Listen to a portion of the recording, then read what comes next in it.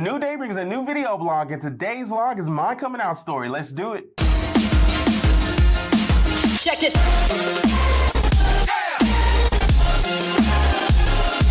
Hey guys, it's the Microsoft Androgeek, and welcome to my fourth installment of vlog, bringing video blogs back to a personal level. Homosexuality is becoming increasingly more accepted as the years progress. As such, many people are becoming open and honest about themselves. Some have even come out for the very first time here on YouTube. Sadly, there are still those who are not accepting of homosexuality due to religion or society pressuring them into thinking that it should be handled negatively. This causes people to fear outing themselves out of thoughts of slander or other maltreatment. But hopefully the following story and other stories like these can help inspire people to reveal their sexual identity.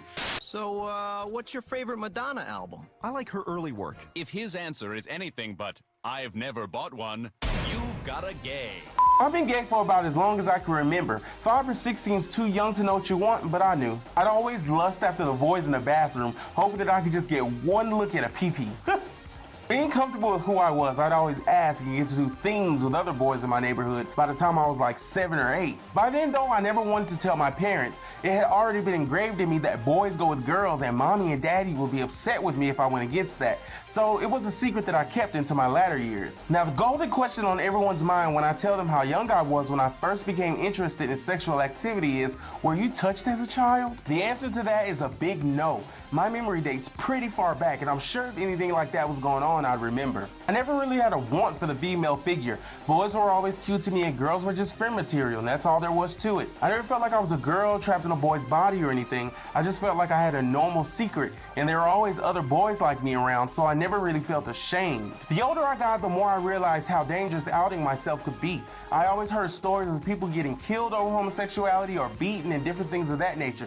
So I decided from my preteen years on down that it was a secret best kept. My mother always suspected me of homosexuality, but I never really wanted to confirm it, you know, and by the time I was 12, I claimed to be dating a girl named Tissa Calvert. I even carved this girl's initials into my arm using thread needle, pen ink, and a mechanical pencil in order to hold the needle in. I didn't really have any love for this girl though, it's just that playing the part was interesting for me. By the time I was 14, I dated another cover story named Janae McCartney from high school. She was in the JROTC program, or Junior Reserve Officer Training Corps. I was a freshman at the time, and interestingly enough, she came to me. I would have pegged myself out of her league. She didn't last long though, because a couple weeks later, my family and I had to leave the state. So finally we come to a school in Dallas, Texas called Bryan Adams. I had actually joined their JROTC program because I thought the uniforms looked really cool, and I had heard that you could get a scholarship from it. The class was actually pretty damn fun, to be honest. I was on the armed drill team, so I got to twirl rifles really cool like, and of course the girls would swoon. Not really. So in my JROTC class, there are a couple of players that I need to introduce for this story. So player number 1 is a guy named Hunter Beach,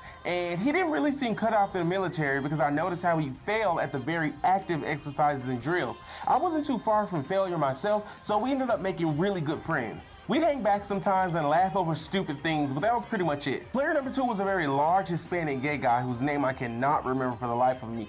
He and I really didn't talk much, but he knew who I was and he plays a role in the story. So some things in my personal life happened that caused me to have to leave the school soon, and I got on MySpace to let everyone know. Of course, this was about 10 years ago, so MySpace was really popular back then. Hunter was among the few with whom I began my goodbyes, but I told him just a bit more than the others. Now, I considered him a really dear friend, so I came out to him over MySpace that day, told him that Camille Michael Anderson was gay. That's my real name. So at first he thought I was joking, but I had to tell him that it was no joke, and I pleaded with him not to dislike me for it, but it was a cry on deaf ears. So he ignored my confirmation. A week had gone by before I returned to school for one final day, and when I went to my ROTC class, everyone was silent towards me, and I felt that they all knew. Hunter must have told. I left the school, and 2 months later, I get on MySpace when I'm greeted with a status update from Hunter posting his phone number out of boredom. So he never really deleted me as a friend on MySpace, so I was able to see it, and I added his number to my phone. So I texted him like, "Hi," and then he's all, "Who is this?" And I'm like, "I'm what happens when you post your phone number on MySpace." So I finally told him that it was me, and he got pretty upset, and needless to say, the word faggot wasn't deleted from his verbiage. I fought for his friendship through text for about 20 minutes. He didn't like the fact that I was gay at all, so I tried in many different ways to get him to see logic. He actually told me that his girlfriend was present, and she seemed to be helping me out a lot. Anybody else would have quit on this dude a long time ago, but I was much of an outcast, so any type of friendship was very valuable to me. So after about 20 or 30 minutes of being double teamed by me and his girlfriend, he finally came around with a sigh and an okay, and from then on we we'd occasionally speak just to see what's been up. But here's the interesting part. As it turns out, I got back in contact with the Mexican gay dude from my ROTC class, and he told me that the reason everyone was treating me the way that they were when I went back to ROTC class was because Hunter printed out our entire MySpace thread when I came out to him and showed it to the entire class. Naturally, I was shocked, but it didn't come to me as that big of a surprise, so I was able to easily let that go. So coming out to my peers, that was the first step, and it was the hardest step, because coming out to my family will be a lot easier.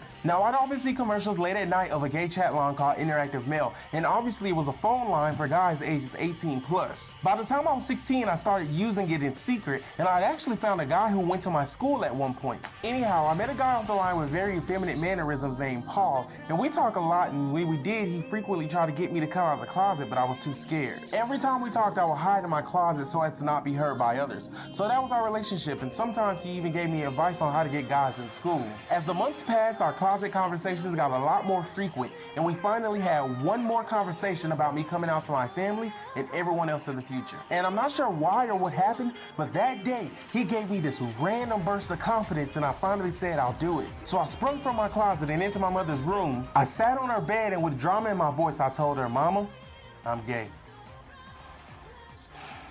It was done, and obviously it didn't come as any surprise to her. I mean, sometimes I throw her off my gay scent, but it didn't take her long to pick up the trail again. Even though my mom is a lesbian herself, I know that if she wasn't, she'd still be accepting. But here's the funny part. The closet in my sister's room was adjacent to mine behind a wall, so that particular night when I came out, she had already been made aware by me. She heard me talking to Paul from her closet and told me that she planned on outing me in front of my mother that night, so it was a bit of serendipity that I threw all my cards on the table that day. I practically came out of my closet while in my closet. That's the story I tell people. One thing I thought that I'd never be able to do was talk about cute guys around people or bring a guy home even though I was out. But somewhere down the line, that fear was lost and the rest is history. So there you have it, folks. And maybe this story wasn't so inspirational, but to all you boys, teens, and young men out there, I say this: don't be afraid, okay? It's hard to come out, and I know it is. Parents show their dislike for gays, your religion might speak against it, but fight, and fight hard. I fought to keep Hunter as a friend, and I won, and you can win too. Homosexuality is not some unwinnable battle, guys. It's your life, it's who you love, and no matter who says what, no matter what stories you hear, what rumors, never let your fear conquer your happiness. Well, guys, that's a wrap. I really hope you enjoyed the story. Remember to hit the thumbs up, subscribe, and comment below if you want to share your experience with coming out. Until the next, I'm the Microsoft Androgeek, and thanks for watching this installment of Vblog. I'm out.